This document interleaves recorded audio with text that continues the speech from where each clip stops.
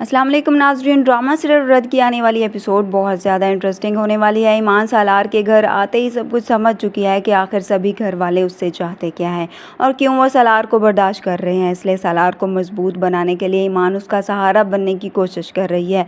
Like सब ईमान की demand के सारे डॉक्यूमेंट्स तैयार करवा लेता है और उसे भिजवा देता है, जिसे ईमान पूरी तसल्ली से खुद चेक करती है और वकीलों के ज़रिए भी पूरी तसल्ली कराती है।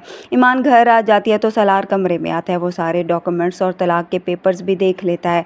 सालार ये सब कुछ देखकर परेशान होता है कि कहीं ईमान जी भी उनके बाकी रिश्तों की तरह उसका सौदा कर रही है। मगर ईमान उठती है, वो सालार को तसल्ली देती है, उसका हाथ थाम लेती है, उसे कहती है कि वो उस पर यकीन रखे। वो सालार से कहती है कि तुम बुज़दिल नहीं बल्कि बहादुरी के साथ जियो, जिस पर सालार को तसल्ली हो जाती है कि ईमान उसका साथ दे रही है।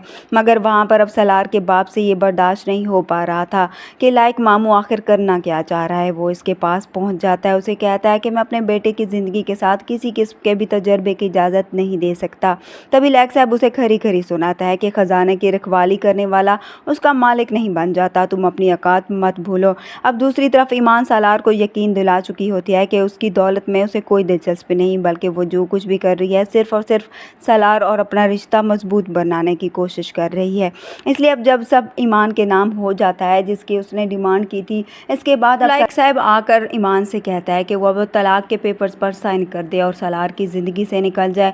ईमान लाइक मामू से कहती है, आपने जो कुछ भी मेरे नाम किया है, मेरी नज़र में इन सब की औकात दो कौड़ी की भी नहीं। सालार भी ईमान का साथ देता है और तलाक के पेपर्स उठाकर अपने मामू के सामने फाड़कर ईमान का हाथ पकड़ता है और उसे वहाँ से लेकर चला जाता है, जिसके बाद लाइक साहब देखते रह जाते हैं।